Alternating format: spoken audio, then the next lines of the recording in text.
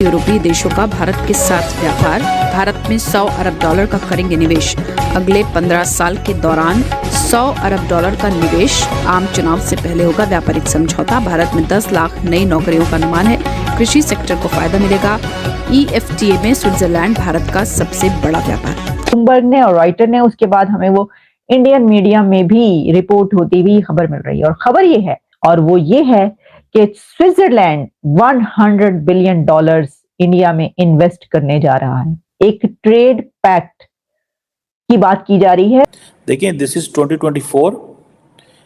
India की जो transformation है, वो कहते हैं जी कि हमें जो जीरो एमिशंस पे जाना है बाय 2070, लॉन्ग टाइम अगो। सो उनका एक बड़ी मार्केट होना, एक बड़ा बाहर होना, एक के तौर पे वो समझता है मैं क्या करना है। खबर ये है कि 100 बिलियन डॉलर की इन्वेस्टमेंट स्विट्जरलैंड इंडिया में करने जा रहा है। तकरीबन 1 मिलियन के करीब जॉब्स वहां पे देने जा रहा है। कि अब से पहले तक ये कहा जा रहा था कि भाई पाकिस्तान में पॉलिटिकल स्टेबिलिटी नहीं है, जिसकी वजह से फॉरेन इन्वेस्टर पाकिस्तान में नहीं आ रहे।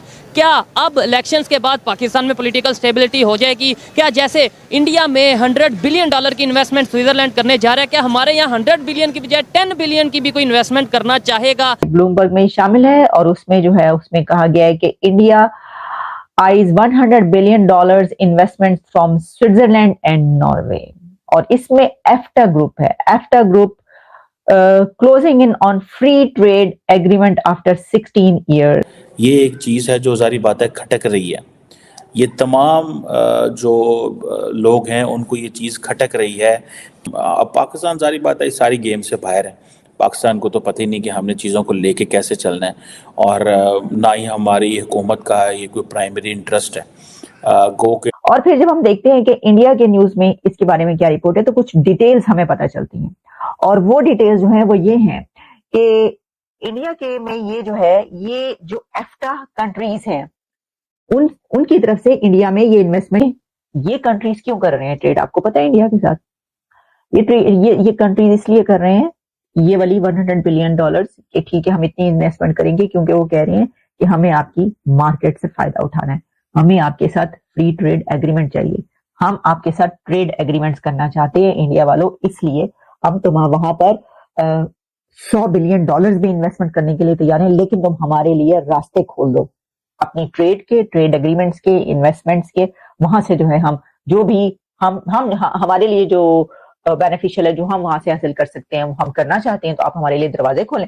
इंडिया ने कहा सत्ते इशारा 100 बिस्मिल्लाह आ जाए जी, ठीक है दरवाजे। इंडिया तो वैसे पूरी दुनिया से ट्रेड कर रहा है, उसको क्या मसला है इसमें? तो अब आप ये देखें कि सिर्फ वो कंट्रीज जहां से अभी तक हम कह रहे थे कि देखिए यूएई, अरब कंट्रीज जो कभी पाकिस्तान की तरफ हुआ करते थे, उनसे कितने अच्छे ताल्लुकात होते थे, वो इंडिया की तरफ चले गए। लेकिन अब जो यूरोप है, यूरोपियन कंट्रीज भी किस तरीके से ट्रेड करना चाहते हैं और इन्वेस्टमेंट करें इंडिया में। अब ये जो इन्वेस्टमेंट है ना, ये इंडिया के उन टारगेट्स का ही हिस्सा है जो उन्होंने बना रखे हैं कि 2047 तक हमने यहाँ पर पहुंचना है, और 7 ट्रिलियन या कितने ट्रिलियन, मतलब 47 ट्रिलियन जितने भी हैं, वहां तक हमने अपनी इकोनॉमी लेकर जाना है। ये उन टारगेट्स का हिस्सा है। अभी आपको ये देख रहे हैं ना कि अब यूरोपियन कंट्री भी 100 बिलियन डॉलर्स डाल रहे हैं, इससे पहले अरब कंट्रीज ने भी इतने बिलियन डॉलर्स। तो पूरी दुनिया से ये जो इन्वेस्टमेंट आ रही है ना, तो ये उनके उन टारगेट्स को अचीव करेगी, ये वाली इन्वेस्टमेंट और पैसा, कि जो उन्होंने टारगेट्स अपने बना रखे हैं नेक्स्ट 3 इयर्स में, 3rd लार्जेस्ट, और फिर आगे चलते चलते जो कुछ भी हम उस पर बात करते रहते हैं। ये है जनाब सूरत हाल, ठीक है जी। तो सच जान के जियो। अब ठीक है, अब ऐसा ही हो रहा है तो ये तो होगा। मैं आपको पहले, ये सब तो हम पहले ही बता चुके हैं, और मैं ये कह चुकी हूँ आपको कि आप देखें वो और दूसरे नंबर पे भी खबर ये है 100 बिलियन डॉलर की इन्वेस्टमेंट जा रही है इंडिया में स्विट्जरलैंड की तरफ से।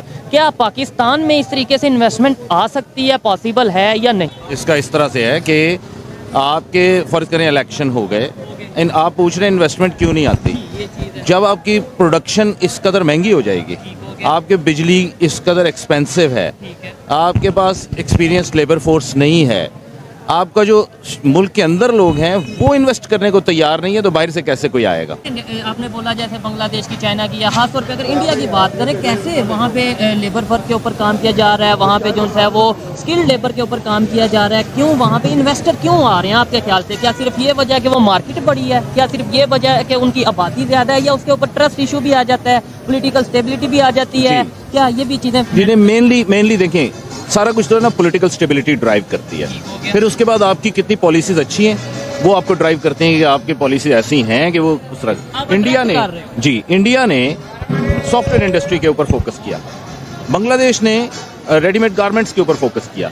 अब वो जितना भी उनका वर्क फोर्स है वो सारा का सारा वो उस तरह उन्होंने डेवलप किया है, जिसकी वजह से वो सारा कुछ आना शुरू हुआ। जब वो आपके पास बहुत ज्यादा आपको पता चले, हमने किसके ऊपर वर्क किया? हमने अपने आप को तबाह करने के ऊपर फोकस किया। सर आपसे मजीद भी बात करूंगा, आप इस हवाले से क्या कहना चाहेंगे? जो सर ने गुफ्तगू की, आप क्या उससे एग्री करते हैं? और सेकेंडली मैंने उनसे एक सवाल किया, क्या वजह है नेबर कंट्री में क्यों इन्वेस्टमेंट जा रही है? क्या सिर्फ ये वजह है कि उनकी मार्केट बड़ी है, उनकी आबादी ज्यादा है तो इसलिए फॉरेन इन्वेस्टर वहाँ पे आ रहे हैं, या वहाँ पे कोई ट्रस्ट उनके ऊपर किया जा रहा है, या पॉलिटिकल स्टेबिलिटी है, वहाँ की गवर्नमेंट स्टेबल है, इस वजह से वहाँ पे इन्वेस्टर आ रहे हैं? देखिए, इनमें जो एहसन भाई ने दो बातें की हैं और पहले दो पॉइंट्स जो उन्होंने किए हैं, पॉलिटिकल स्टेबिलिटी, इस पर भी मैं एग्री करता हूँ, वर्क फोर्स स्किल इस पर भी एग्री करता हूँ, लेकिन मैं कुछ इसमें एडिशन करना चाहता हूँ। आपने जैसे बांग्लादेश की एग्जांपल दी है, तो टेक्सटाइल इंडस्ट्री में आप अगर देखें 2008 से पीछे आप चले जाएं तो पाकिस्तान जो है टेक्सटाइल इंडस्ट्री में, पाकिस्तान की जो आपकी सुदर मंडी फैसलाबाद की मंडी है, जो मैनचेस्टर ऑफ एशिया के नाम से जानी जाती है, ठीक है, ये दुनिया की दूसरी बड़ी टेक्सटाइल इंडस्ट्री कह सकते हैं एशिया में तो नहीं, क्योंकि एशिया में तो और भी कंट्रीज, चाइना आ जाता है, इंडिया आ जाता है, वो उसे कम्पीट करना। देखें 2008 से पहले पाकिस्तान से ना चाइना आगे था जी टेक्सटाइल सेक्टर की, सिर्फ टेक्सटाइल सेक्टर की बात कर रहा हूँ मैं, ठीक है, ना आपका इंडिया आगे था। अब सेकंडली बात करते हैं कि जी उधर क्यों चले गए। अब देखें, पहली चीज तो ये, उस वक्त पॉलिटिकल सिचुएशन बिल्कुल ठीक थी, 2018 से लेके 13 तक जरदारी साहब का दौर था। तो मसला ये था कि आपकी जो कॉस्ट थी, आपके जो रिसोर्सेज थे, आपकी जो एनर्जी थी, वो आपने कॉस्ट ने इतनी हाई कर दी थी, आपने इन्वेस्टर्स को, लोगों को इतना मजबूर कर दिया था। इन्वेस्टर कोई भी होता है ना, देखें, वो देखता है कि उसको प्रॉफिट कहाँ से ज्यादा मिलेगा। तो आप 2008 से लेकर 2013 तक जितना भी इन्वेस्टर फैसलाबाद का ले लें या पूरे पाकिस्तान का ले लें, सारा उठ के चला गया बांग्लादेश में। क्यों? क्योंकि बांग्लादेश की मार्केट ने उस वक्त इनको कैप्चर किया, उन्होंने इनको फैसिलिटीज दी जी, सब्सिडीज दी, फैसिलिटीज दी, जगह दी, उन्होंने उनको अच्छी पॉलिसीज ऑफर की, ये लोग सारे उठ के वहां चले गए। अब आप सेकंड बात करते हैं पॉलिटिकल सिचुएशन, तो पाकिस्तान की पॉलिटिकल सिचुएशन आप 70 साल 80 साल तरीक उठा के देख लें तो ये तो हर 2-3 साल बाद यही ड्रामेबाजी चलती है, तो ये तो कभी स्टेबल होती ही नहीं है। और आगे होने की कोई उम्मीद नजर आ रही है? मेरा नहीं ख्याल, ये अभी भी जो मिली भगत से आज हुकूमत बनेगी, सबको ही पता है, ये हुकूमत ऑलरेडी डिसाइडेड है। और सर ने, भाई ने भी ये बोला कि भाई अभी आज इलेक्शन है, इलेक्शन के ऊपर बात क्यों नहीं कर रहे? और अभी खुद ही उन्होंने उस चीज का जवाब दे दिया कि भाई 70-75 साल से यही चीज चलती आ रही है। मैं ये समझता हूँ इन चीजों पे, मतलब गवर्नमेंट किसकी आएगी, कौन सी पार्टी जीतेगी, ये सबको पता है। इसकी बजाय हमें बात करनी चाहिए पाकिस्तान की यूथ में अवेयरनेस कैसे आएगी। पाकिस्तान